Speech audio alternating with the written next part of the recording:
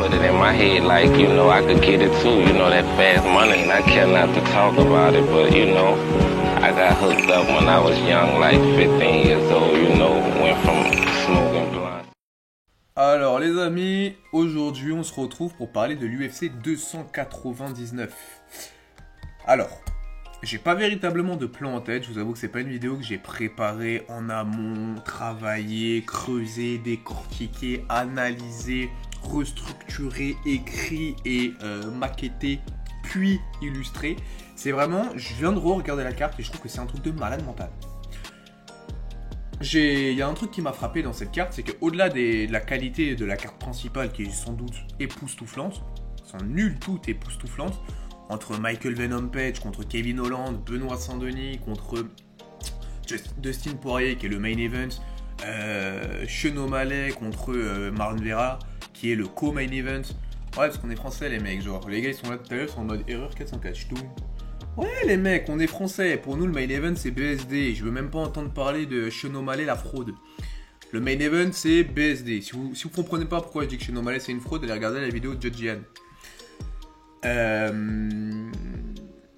On a une carte incroyable, mais vraiment incroyable, même l'entrée de la carte, là je l'ai encore, enfin je l'ai juste sous mes yeux ébahi, mais c'est délirant. On a Gilbert Burns, Jack Della Maddalena sur la carte. Et j'en note, c'est pas le deuxième, c'est pas le troisième, c'est le quatrième combat. On a Petr Yan en ouverture de carte, les mecs. Petr Yan en ouverture de carte. En plus, sur la même carte que Sean O'Malley. Dinguerie absolue. Mais le truc qui me rend encore plus ouf, et vous n'êtes pas prêts, c'est la carte préliminaire. Alors en vrai, vous avez peut-être déjà vu la carte. C'est pour ça que genre je m'enjaille et tout, vous faites ouais Yann, en vrai, t'as un bonne pas l'eau chaude, comme d'habitude, j'ai envie de te dire. La carte, on la connaissait déjà. Non, écoute-moi Donatien. Sur la carte préliminaire, tu as des tueurs en série. Alors tu me diras, sur toute carte préliminaire, il y a des tueurs en série. Non. Tu as des tueurs en série. Tu as des légendes vivantes sur la carte préliminaire. Nous avons RDA, donc pour les intimes, c'est Rafael de la Vega, Rafael dos Santos, trêve de troll, on va parler français. Rafael dos Santos n'est même pas le main event de la carte préliminaire, les mecs. Il se péta contre Mateusz Gamrot. Vous avez peut-être déjà entendu Mateusz Gamrot, là, le mec, là, lutteur polonais, Benoît Saint-Denis. Il y a Pedro Munoz sur la carte préliminaire, donc vous me direz, c'est Pedro Munoz, ouais, ça va, c'est pas un gros nom. Non, c'est clair. Et il y a Bonhomme. Et le main event de la carte préliminaire, c'est Jelton Almeida contre Curtis Blade. Bon, il y a aussi des femmes, Kathleen Chookagian là qui se bat. Elle, je crois que c'est une des prétendantes dans la catégorie de Manon. Donc elle doit être classée juste derrière, il me semble. Mais j'avoue que moi je suis pas énormément le MMA féminin, je suis parce que Manon oblige, donc du coup patriotisme. Mais sinon je suis pas très fan de MMA féminin personnellement. Donc juste pour parler de la carte en elle-même, en tant que carte, en fait, juste la combinaison Curtis Blade, Jelton Almeida, Mateusz Gamrot, Rafael dos Santos, Pedro Munoz contre Kyler Phillips. Lui, Kyler Phillips, il est peu connu, mais là pour le coup contre Pedro Munoz, on sait que c'est le gatekeeper du top 10. Kyler Phillips, c'est un tueur en série, les mecs. J'ai déjà regardé ses combats. Ce gars-là, il a un cardio illimité. C'est vraiment terrible. Donc, juste cette carte, tu me mets ça en Fight Night, je me régale. Et Dieu sait qu'il y a des Fight Night, tu les regardes, t'es comme oui, bon, on va essayer. Non, là, je regarde vraiment yeux grands ouverts, microscope, les mecs. On va essayer de faire des petits pronostics assez rapides. Hein. Comme je vous l'ai dit, j'ai pas du tout préparé cette vidéo. C'est vraiment genre détente, naturelle et beau gosse attitude, pure et dure. Donc, Pedro Munoz contre Kyler Phillips. Kyler Phillips, il m'a fait kiffer. Je ferai pas une analyse prolongée, mais j'aimerais qu'il gagne. Donc, on va dire qu'il va gagner. Mateusz Gamrot contre RDA. Gamrot, c'est très très chaud. C'est très très chiant à prendre. Donc, à pronostiquer, c'est pas évident. Enfin, en tout cas, miser contre lui à l'heure actuelle, c'est pas simple. Mais moi, comme je suis un hater, que j'ai le seum qu'il ait battu Fiziev sur blessure, parce que oui, Fiziev allait gagner ce combat. Aucune contestation possible. Je vais miser sur RDA qui, en plus d'être un excellent anti-grappleur, parce que pour ceux qui connaissent pas, Gamrot, excellent grappleur, excellent lutteur, grosse single leg en takedown. RDA, c'est un putain de grappleur, ancien champion de la catégorie welterweight, grosse légende, très très bon kick, un petit peu vieillissant malheureusement le pépère, hein. On sent que sur les derniers chevaux, quand ça accélère, ça tousse un peu, mais je pense que RDA peut le faire et j'espère qu'il peut le faire parce que Gamrot il me casse les gammes. Rot. Blague de merde. Curtis Blade contre Jailton Almeida, là clairement on a une opposition de style, hein. Almeida, le mec qui est que beaucoup aiment à appeler le Khabib brésilien. Bon, Khabib, ce qu'il faut savoir les boys, hein, que c'était le mec le plus lourd de la catégorie des moins 70 et que il a failli crever sur des cuttings à plusieurs reprises. Il a même dû annuler des combats parce qu'il n'arrivait pas à faire le poids. Jailton Almeida, les boys, il fait 108 kg le jour du combat. 108 kg, ouais, 108 kg. La catégorie des poids lourds, c'est quoi? Moins de 120. Oui! Ce mec-là le fait le poids de forme de Alex Pereira. Incroyable. Et là, il affronte Curtis Blade. Donc, Curtis Blade, pour illustrer le truc, si vous voulez, c'est le mec qui perd que contre les champions. Et Derrick Lewis. Également. Ouais, mais bon, après, il n'a pas fait exprès, il s'est jeté sur le percute, il s'est fait dessus, mais Curtis Blade sur le déclin, mais Curtis Blade, attention mes amis, il y a gros babar, il y a gros danger. Et Almeida, c'est pas un match-up facile pour lui Blade, parce qu'Almeida il aime bien avoir la top position, Curtis Blade il a pas forcément peur du sol, c'est un très gros test pour Jailton. Je regarde pas les codes de Paris, toutes ces conneries, Unibet, etc. C'est pas mon délire, genre je suis pas trop dedans. Si vous voulez sponsoriser le média que je ne suis pas encore, par contre les gars, je suis abonnez-vous. Mais à mon sens, même si ça peut être choquant ce que je vais dire, mais à mon sens, même si la courbe de Curtis Blade il n'est pas forcément sur un bon mood, de par le fait qu'il fasse victoire-défaite, je mettrais Curtis Blade favori malgré le fait qu'Almeida en ce moment roule sur toute la catégorie et finalise quasiment tout le monde, sauf Derrick Lewis dont on vient de parler. Donc, pour la carte préliminaire, ouais, je serais tenté de mettre Curtis Blade, Rafael Dos Anjos et Kyler Phillips. Et sur les femmes, allez, on va dire, j'aimerais bien que Macy Barber, je sais pas qui c'est, là c'est vraiment du pifomètre les gars, vous savez, quand tu es en contrôle, que tu parles pas anglais au début et qu'on dit QCM, je coach n'importe quel cas. Donc ça, le prenez pas comme un jour content. Analyse de ma personne, j'analyse le truc sans trop l'analyser, c'est pas une prise de tête du tout, en détente. Si vous misez de l'argent sur mes dires, vous êtes sacrément des bonanards les mecs, hein. Désolé, hein. Mais sacrément teubés. Ceci étant dit, n'hésitez pas vous à me donner vos pronostics parce que c'est toujours intéressant, on va voir est-ce qu'on kiffe, est-ce qu'on kiffe pas. Est-ce que vous êtes hypé par cette carte préliminaire? En vrai, Mazel Tov, mamma mia, magnifique. Bon, carte principale, là on va mettre les petits plats dans les grands comme on dit, hein. Petr Yan contre Song Yadong, donc on va prendre un petit peu plus de temps pour pouvoir analyser la carte principale. Bon les gars, hein, j'y cours dans moins d'une heure, donc je vous rassure, hein, ça va pas prendre non plus énormément de temps. De toute façon vous devez avoir le G-code de la vidéo, là où malheureusement moi je sais pas combien de temps je vais vous prendre. Donc on commence, Petr Yan contre Song Yadong. Alors ceux qui me connaissent, donc probablement pas grand monde, savent que je suis un fan inconditionnel de Petr Yan. Donc, à mon sens, encore une fois, déjà pour commencer, je suis pas objectif. Je vais le donner gagnant. Ouais, spoiler, il va être gagnant. Mais je vais essayer d'argumenter un petit peu pour dire qu'il va être gagnant. Ok. Son adversaire, déjà pour commencer, il fait partie de l'équipe de Uriah Faber. Le mec s'est fait défoncer la jambe par José Aldo, entre autres, hein. Qui aujourd'hui est entraîneur, donc il entraîne Song Yadong contre Petr Yan, du coup lui qui s'entraîne au Tiger Muay Thai. Vous l'aurez compris, il fait pas l'anglaise, hein. Même si je dis ça marrant, mais de base son cursus, ses compétences de base, il a fait de l'anglaise. C'est un très bon boxeur qui en plus est devenu un excellent kickboxer slash Nakmuay. Putain, mon coach il va me défoncer ici, ouais, ça va. Nakmuay. Donc pour ceux qui ne savent pas, Nakmuay c'est comme les Phalanges. Phalanges c'est combattants étrangers de boxe thaïlandais.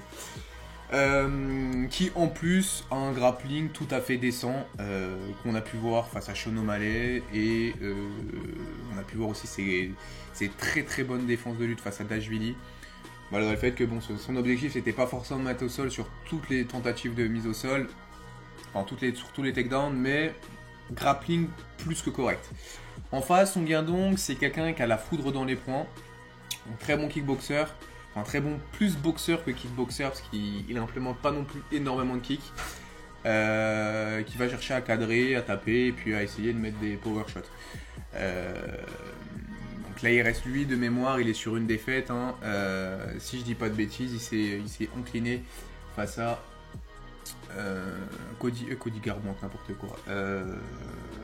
Il est roux, il a des tatouages, c'est mon combattant préféré, Cody Sandhagen.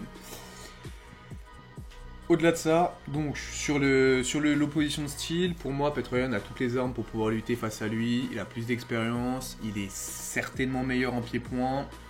Il est même meilleur en pied-point.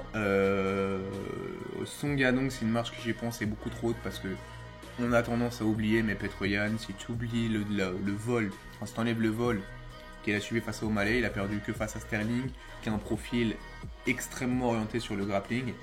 Et contre Dashvili également. Et son défaite contre Sterling, la deuxième, pour moi elle est évidente, mais elle n'est pas non plus écrasante. Et contre Dashvili, bon, ça c'est encore une autre histoire.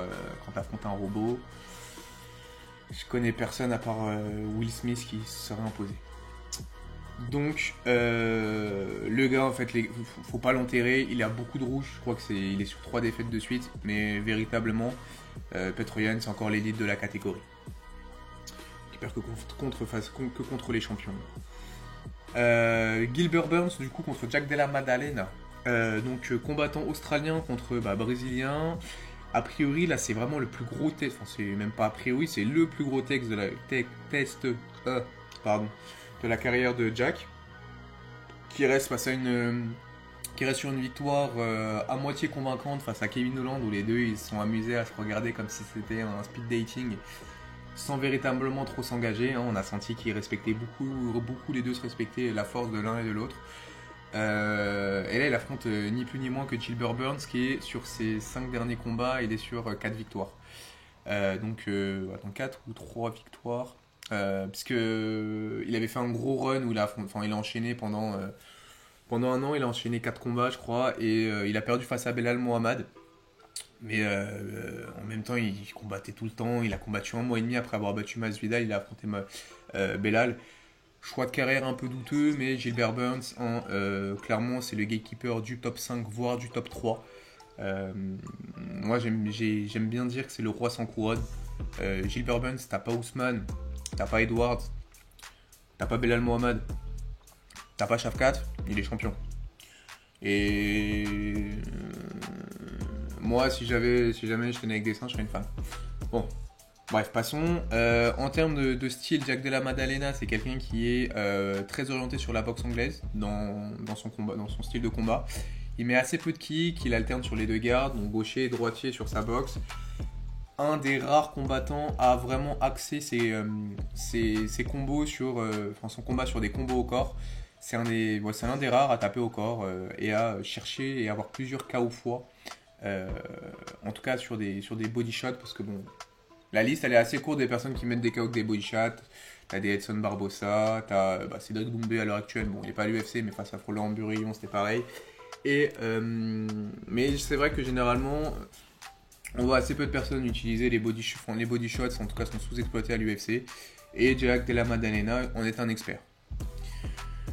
Gilbert Burns, lui, pour le coup, il a des flashballs, hein, dédicace à Patrick Abirola, qui se bat d'ailleurs jeudi. J'espère que j'ai pas écorché ton nom. À la place des points, hein, vraiment, il est capable de coucher n'importe qui, sauf Ramsat, sur une droite. Donc lui vraiment en termes de profil c'est grappling / striking, c'est du coup un grappleur qui a fait l'ADCC, je crois qu'il a été champion du monde si je ne dis pas de bêtises, ça a vérifié, de jiu-jitsu brésilien, et c'est un grappleur qui est tombé amoureux de son striking on connaît les théories, enfin les spécimens comme ça, c'est des mecs qui de base sont super bons au sol, qui ont kiffé mettre des KO quand ils ont vu qu'ils étaient capables d'en mettre, bah ils se sont dit tiens je vais faire ça à chaque fois. Et du coup maintenant il accentue beaucoup plus sur son striking que sur son grappling, bien qu'on ait vu face à Neil Magny que c'était toujours un grappleur d'élite puisqu'il l'a soumis. Sur ce combat, Jack Della Maddalena, il est quand même sur deux prestations assez moyennes, hein, parce qu'il avait affronté un autre mec juste avant où la décision était assez contrastée. Et Gilbert Burns, il est sur un rouge, mais c'est face à Belal Mohamed, et je mets vraiment beaucoup sa défaite sur le fait que il ait enchaîné les combats. Donc à mon sens, Gilbert Burns devrait s'imposer parce qu'il a plus d'armes.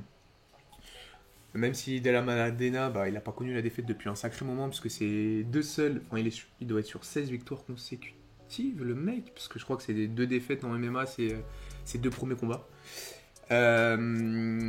Mais Gilbert, il a les kicks, il kick pas trop mal, il a le sol, il a de la dynamite dans les points, donc pour ces raisons-là, je pense que Gilbert Burns devrait s'imposer. C'est en 3 rondes, donc je pense pas qu'il y ait une finition. Par contre, s'il devait y avoir finition, je pense que ça serait au sol et non pas debout. Donc je vois plus Gilbert finir Jack que l'inverse. Parce que Gilbert Burns, mine de rien, avec l'expérience, je pense qu'il sera très bien préparé. Et le gap à combler est plus difficile pour Jack que pour Gilbert, bien que Jack soit un combattant très dangereux. Ne le sous-cotons pas non plus. Enfin, on rentre face au main event, le main event du peuple, si je puis dire ainsi. Pas notre main event du peuple à nous, mais le main event du peuple fan de show, de violence et vraiment de striking. On est sur Kevin Holland contre Michael Venom Page. Donc pour ceux qui ne connaissent pas, MVP, c'est certainement le plus grand artiste de knockdown de notre ère. Hein. Le mec met des KO sur des 360 en taekwondo. Énorme signature de l'UFC, donc champion mais surdominant au Bellator. C'est incliné que 2 fois en carrière face à un seul mec, c'est un Brésilien, Lima. Style très spectaculaire, très orienté sur du taekwondo, enfin posture taekwondo, donc très léger sur les pieds, avance, rentrée, sortie. Taekwondo / karaté, hein, mais lui il a fait du kickboxing déjà de base dans sa carrière, où il a un palmarès assez fou aussi, une grande famille d'athlètes. Ça c'est vraiment le banger absolu, genre sans nul doute que ce sera le Fight of the Night. Et on a quand même Benoît contre Dustin Poirier, donc en tout cas le Fight of the Night va se décider. En fait non, on a que des Fight of the Night en puissance, mais bref, la hype est extrêmement lourde sur ce combat, ça va être terrible. Kevin Holland, lui, pour le coup, c'est super. On le présente plus, hein, l'un des plus grands. Pour moi, c'est l'un des plus grands gâchis à l'heure actuelle dans la catégorie welter, parce que oui, il est redescendu. De base, c'était un poids moyen qui est redescendu dans la catégorie, qui est descendu dans la catégorie welter. C'est un gâchis dans le sens où il combat que d'une seule manière, et que si t'es suffisamment intelligent, que tu fais les bons ajustements pour pouvoir affronter ce mec, comme on sait comment il se bat. Il est contrable assez facilement. Assez facilement, c'est un top 10 les mecs. Hein. Vous vous doutez qu'il n'y a que 10 mecs qui l'ont... Hein, c'est pas la terre entière qui peut se défaire de Monsieur Holland. Et là, pour le coup, on lui met un striker en face et en combat de striking. Kevin Holland, il a très très peu perdu de combat de striking. Il a perdu contre Wonderboy. Voilà, c'est dire, tu perds contre Wonderboy. Ouais, ça arrive à plein de gens bien. Donc, premier combat à l'UFC pour Michael Venom Page. Moi, en tout cas, tout ce que je sais, c'est qu'on va se régaler. Et là-dessus, prédire un combat de Venom contre Holland. Allez, on va quand même dire Michael Venom Page. Tout simplement pour la folie qu'il ramène dans la cage et sa gestion de distance qui, à mon sens, et son style de combat atypique qui, à mon sens, est quelque chose auquel tu ne peux pas te préparer. Et pour Kevin Holland, même si c'est quelqu'un d'imprévisible aussi, il y aura plus d'inconnu et de surprise quand il sera dans la cage face à Michael Venom Page que Michael Venom Page il en aura, enfin MVP je vais dire, c'est le plus simple, que MVP il en aura que quand il sera face à Kevin Holland, parce que dupliquer le style de Venom Page, j'ai dit que je disais MVP mais c'est pas grave, c'est quasiment infaisable. On va ensuite passer au combat entre Sean O'Malley et Marlon Vera, parce que je me garde notre main event à nous, français, hein. La patrie se bat et on lui doit de lui montrer tous les meilleurs honneurs, donc on en parlera à la fin. En main event, du coup, on va avoir Sean O'Malley contre Marlon Vera 2. Donc le premier combat ayant eu lieu il y a un paquet de temps déjà, puisque c'est la seule défaite de Sean O'Malley à l'UFC. Enfin non, c'est la deuxième défaite de Sean O'Malley à l'UFC, puisqu'il a perdu récemment contre Petr Yan. Sur laquelle Sean O'Malley s'est incliné car il s'est fait péter la cheville. Donc à l'époque, hein, pour ceux qui connaissent Sean O'Malley depuis assez peu de temps, Sean O'Malley de base c'est quelqu'un qui avait des grosses fragilités aux chevilles. On se posait beaucoup de questions sur savoir est-ce que son corps peut tenir ou non au rythme et aux exigences qu'imposent les sports de combat. Et pour le coup, Marlon Vera avait démontré que non, grâce à un gros travail de sable sur des low kicks. Petr Yan, du coup, que j'ai beaucoup prononcé, que vous aurez compris que j'adore, a travaillé en low kick sur Sean O'Malley. Il n'y a pas eu d'alerte sur sa jambe, donc a priori, selon moi, c'est quelque chose qui, à aujourd'hui, n'est plus d'actualité. C'était peut-être plus à mettre sur le fait qu'il n'ait pas encore son corps d'adulte, ou parce qu'il est encore relativement jeune, Sean. Marlon Vera, du coup, gros vétéran de l'UFC, hein, combattant dur, mais vraiment dur au mal, très solide, garde imperméable, très bon kick et sol éreinté au sol. Faut pas dire éclaté, mais si, ouais, sol éclaté au sol. Et du coup, c'est le cas de le dire, c'est même un pléonasme, mais bon, on s'en fiche. Mais là, de toute façon, la question n'est pas savoir s'il a un bon sol ou non, c'est juste que ça va être un match de striking, clairement. Après, Marlon Vera contre Sean O'Malley, est-ce que Marlon n'a pas intérêt à mixer ? Je pense que si, mais s'il mixe, ce sera pas de la grande lutte, hein, ce sera surtout de la lutte pour mettre de l'incertitude et pouvoir ne pas être trop prévisible dans son striking. En termes de pronostics, d'ailleurs j'ai pas fait celui des... Si j'ai fait celui des MVP, ouais je vous ai dit qu'MVP allait gagner. En termes de pronos, je mets quand même Sean O'Malley. Pour moi, actuellement, déjà 1, il est protégé par l'UFC, 2, il a grandi dans sa carrière, donc c'est plus le même combattant que c'était. Et 3, il a des cheveux bizarres, ça va perturber Vera et il va pas réussir à le cadrer de ce fait. Donc Sean O'Malley, ouais, et 5 rounds, ouais allez on va dire que... Non, il a jamais été mis KO, hein, Vera. Ah, soyons fous. Non, il va pas être KO. Allez, décision de Sean O'Malley parce que les juges le kiffent.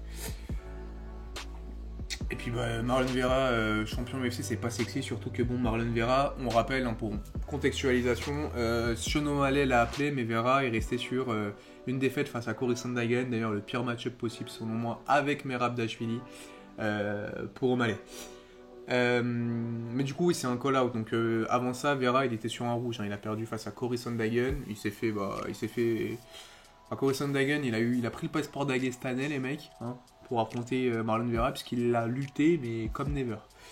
Et non pas que Cory Sandhagen n'est pas une bonne lutte, mais c'est pas le meilleur lutteur, c'est quelqu'un qui est très compétent, mais on l'a vu bien marave Marlon Vera au sol. Et puis enfin, finally, last but not least, as Americans say, Benoît Saint-Denis contre Dustin the Legend, the Diamond Poirier. Là les mecs c'est un banger, hein. Là les mecs c'est un banger, le plus gros combat de MMA français de l'année. Alors oui je sais que je viens de dire que le plus gros combat d'MMA français dans une de mes vidéos c'était Baki contre Doumbé. Non les mecs, le plus gros combat d'MMA français cette année, c'est BSD, parce que oui, BSD, le visage du MMA français. Oui, t'as le seum, Jean-Daniel. Mais c'est un fait. Malheureusement, grand fan de Cédric Doumbé que je suis, en France, le visage du MMA, c'est Cédric Doumbé. À l'international, c'est Cyril, Benoît et Nassour. Plus Cyril et Benoît que Nassour, mais Cyril et Benoît sont nos figures de proue. Et notre figure de proue va affronter l'une des plus grandes figures de proue du MMA américain, Dustin Poirier. Alors l'une des plus grandes, hein, puisque t'as quand même des John Jones qui se baladent là-dedans. T'as des Kamaru Usman, même s'il est nigérien, il a fait sa formation aux États-Unis, donc il est aussi représentant des United States. En fait, les Américains ils sont trop chauds, genre en mode t'en as partout des champions chez eux. Donc, Dustin Poirier, écoutez, on va faire un petit tour vite fait des forces et des faiblesses, je vous propose, hein, pour le main event, en tout cas le main event du peuple. Dustin Poirier, force-faiblesse. Bah, en force, Dustin Poirier, grosse boxe anglaise. On en avait déjà parlé dans une vidéo d'ailleurs. Donc force-faiblesse, bah, grosse boxe anglaise. Donc capacité à shifter. Shifter, qu'est-ce que c'est? C'est quand tu vas mettre une droite. Enfin, il est gaucher, donc quand il va mettre une gauche, il va avancer sa jambe gauche également en même temps. Ce qui fait que sa jambe gauche, bah, sa gauche, son bras arrière devient son bras avant et son bras avant devient son bras arrière. Ce qui fait qu'il met deux bras arrière de suite. Ouais, je sais pas si c'est très clair, mais grosso modo, il avance sur son bras arrière. Quand il avance sur son bras arrière devient son bras avant, puis son bras droit qui était son bras avant devient son bras arrière. Et du coup, ça lui permet de gagner de la distance et de mettre du rythme. Donc, gagner de la distance, donc fausser cette notion-là et pouvoir toucher, être impactant et surprendre. Et ça lui permet de mettre ses gros parpaings. Autrement, il a des bons kicks, hein, on l'a vu face à un gaucher quand il a affronté McGregor, il lui a pété la jambe. Et ce à 2 reprises, hein, qu'on ne se leurre pas. Et puis après, il a une arme qui peut être assez relou, c'est la guillotine. Il a une guillotine du bras droit qui est assez sévère, même s'il n'a jamais fini avec. Il l'utilise quasiment dans tous ses combats. En dehors de ça, Dustin Poirier, c'est un gros bagarreur, c'est quelqu'un qui a pas peur d'aller au charbon, il va vraiment au mastic, ça y va, ça prend une patate, pas de problème, si j'en prends une pour pouvoir t'en mettre une derrière, je suis gagnant au champ, je suis très heureux. C'est pas le mec le plus calculateur de l'histoire de l'UFC, c'est d'ailleurs à mon sens pour ça que malheureusement il a jamais gagné la ceinture, puisque les mecs qui étaient en face de lui étaient soit ses antithèses, parce qu'on va voir après qu'on va parler des faiblesses qu'il a une faiblesse qui est quand même assez marquante, soit c'était des mecs qui étaient plus réfléchis que lui, ou meilleurs que lui dans les domaines dans lesquels lui est très bon, à savoir le striking.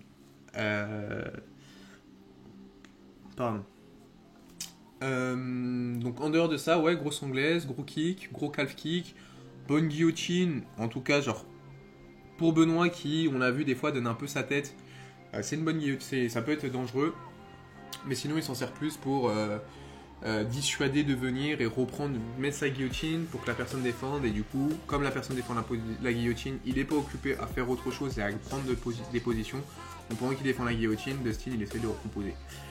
Donc ça c'est pour les forces. En faiblesse, Dustin Poirier,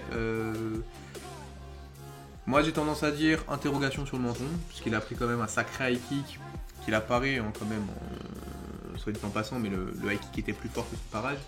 Menton, petit point d'interrogation, on ne sait pas si oui ou non il est véritablement bien fragilisé, mais Dustin et son dernier combat, c'est un KO, donc il y a forcément c'est induit, il y a cette interrogation là. Et en faiblesse, écoutez, le grappling, c'est quelqu'un qui face à des très bons grappleurs, et notamment quand il se fait prendre le dos, s'est incliné à chaque fois par des soumissions en étranglement arrière. Donc on a Charles Oliveira et Khabib qui l'ont eu dans ce sens-là. Et d'ailleurs c'est marrant parce qu'il en a mis un Michael Chandler, mais bon, Michael Chandler c'est un bourrin, donc c'est encore une autre histoire, c'est un autre animal. Mais en tout cas oui, faiblesse ce serait là-dessus, et puis sur le fait que quand il lutte, on regarde quand il lutte les adversaires, il a cette tendance à baisser en intensité quand ça mixe. Quand quelqu'un mixe le MMA face à lui, sur du striking, aller purement à la bagarre avec lui c'est une très mauvaise idée. La bagarre ou même essayer de faire un combat contrôlé, parce que Daniel Hooker, j'ai revu son combat là, le synchro incroyable. D'ailleurs je pensais même pas que ça avait été la décision ce combat là au prime abord. Ça a été la décision. Dan Hooker le snipe sur les premiers rounds, et puis après Dustin il fait du Dustin, il perd les 2 premiers Dustin, mais après il rentre dans la guerre, et en fait c'est quelqu'un qui a une grosse endurance en striking. Si tu fais que de le striker, tu peux gagner les 2 premiers rounds, voire les 3 premiers rounds, il n'y a rien qui l'empêche derrière de faire une remontada et de te mettre KO au 5ème. Mais par contre, quand quelqu'un va mixer face à lui, comme il a en dépense énergétique qui fait qu'il va devoir forcer sur ses bras pour empêcher les amener au sol, et que c'est un truc tout bête, hein, mais quand tu défends la lutte, c'est une demande en énergie qui est différente de celle de striker, donc ça pèse sur les bras. Ce passage de la défense de lutte au striking, c'est quelque chose qui énergiquement consomme beaucoup chez lui, et ce qui fait que si tu mixes bien le MMA, et là on va en parler tout à l'heure, on a une petite porte d'entrée, ou plutôt de sortie pour Monsieur Poirier et une porte d'entrée pour Monsieur Benoît Saint-Denis. Mais si tu mixes les deux, c'est quelqu'un qui va très vite allaiter, tirer la langue et peut, et en tout cas plus susceptible de lâcher. Faiblesse faite, force faite. Comme promis, je vais pas vous lâcher trop tard les gars, donc maintenant on va juste passer à notre Frenchie, qui d'ailleurs a eu une petite déclaration qui m'a fait surkiffer. Il veut soumettre Oliveira, mettre KO Gaethje et gagner un combat stratégique contre Makhachev. Rien que ça. Pardon. Rien que ça. Vraiment, les ambitions de Benoît Saint-Denis, elles sont incroyables. J'adore la mentalité. Mais pour le coup, force. Bah écoutez, force mentale de guerrier. Ça, je crois que personne ne peut en douter. De toute façon, c'est un membre des forces spéciales. Le gars, il a dû vivre et faire des choses qui sont assez insane. Moi, j'ai regardé des reportages sur lui. Il est passé sur... je sais plus si c'est Legend ou sur Gong qui s'est déplacé chez lui à Bayonne. Enfin, ça remonte à de ça quelques mois.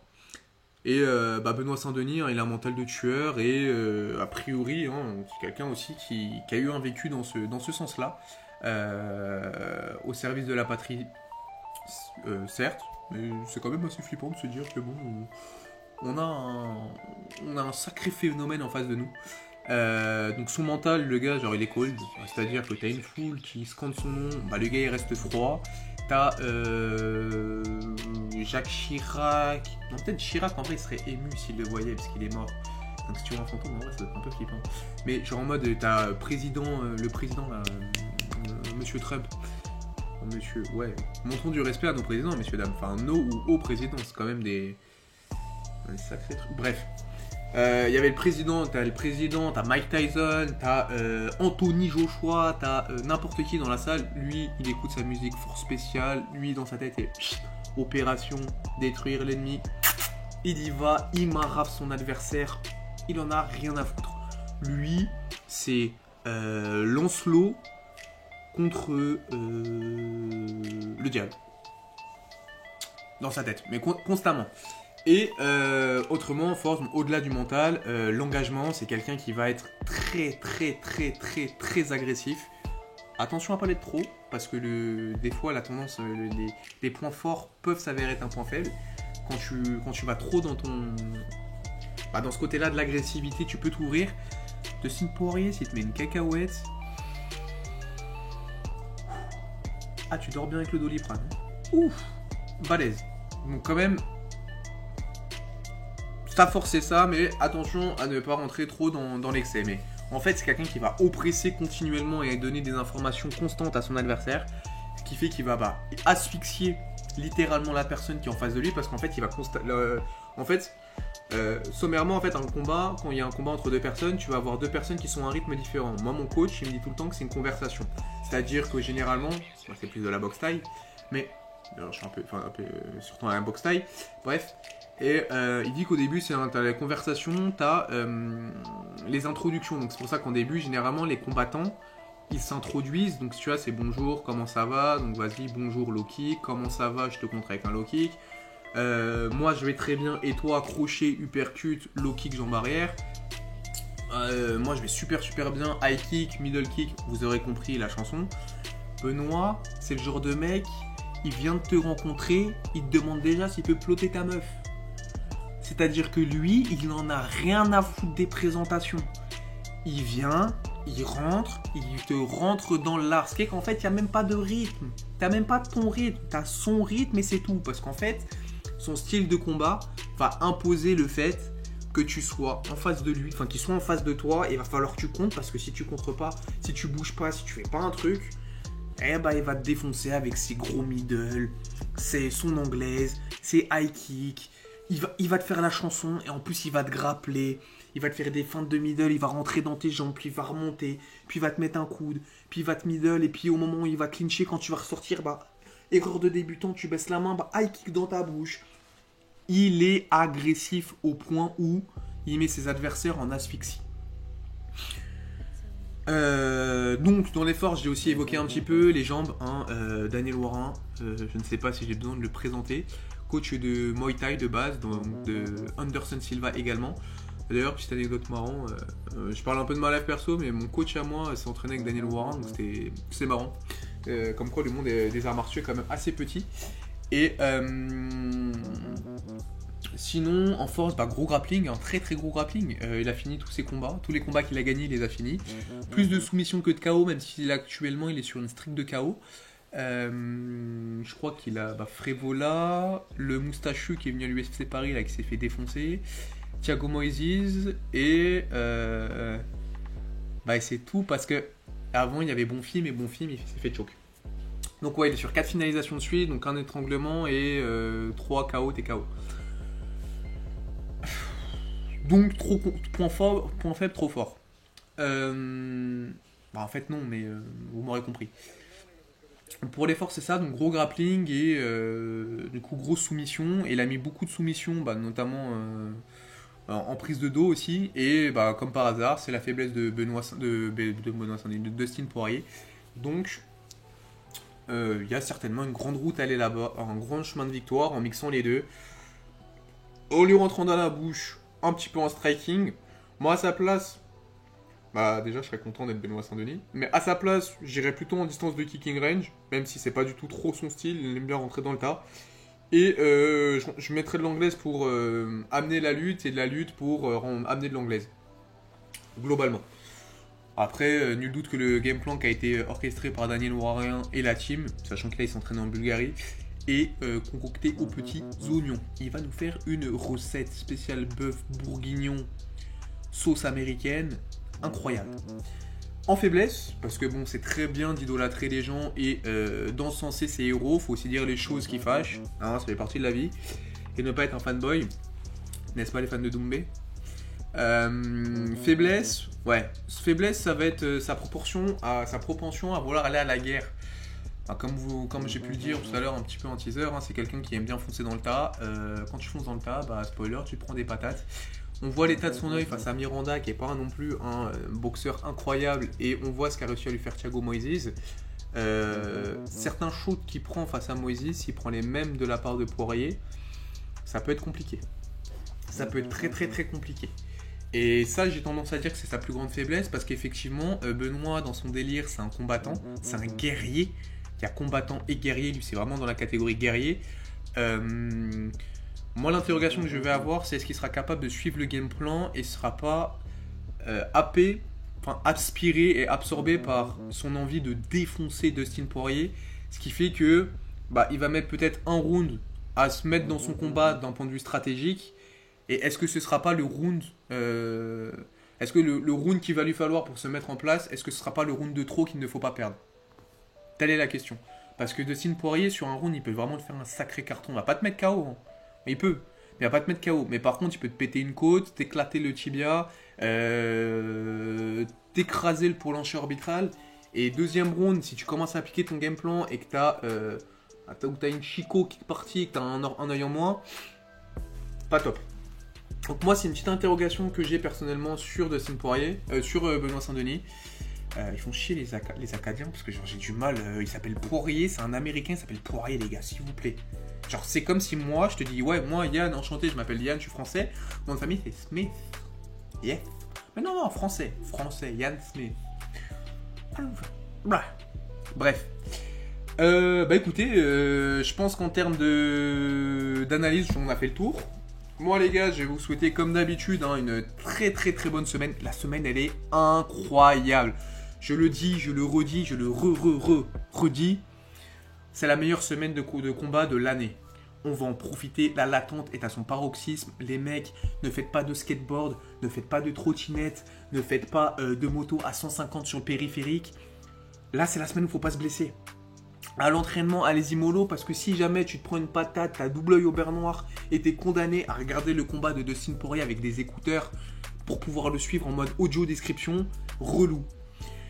Donc, prenez soin de vous, donnez-moi vos pronostics. Ouais, c'est ça. Vos pronostics dans les commentaires. Qu'est-ce que vous en pensez? Quelles sont vos craintes? Quels sont vos chouchous sur cette carte? Est-ce que vous la trouvez relevée? Vous préférez la 200, la 300?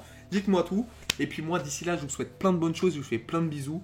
Abonnez-vous et commentez. Comme ça, je ne suis pas juste un mec qui fait ses vidéos dans sa chambre. Mais je Et je pourrais peut-être un jour avoir le crédit pour pouvoir aller me présenter face à des sensei avec légitimité et créer du contenu grâce à vous. Puis d'ici là, je vous souhaite plein de bonnes choses et je vous dis à la prochaine. Ciao.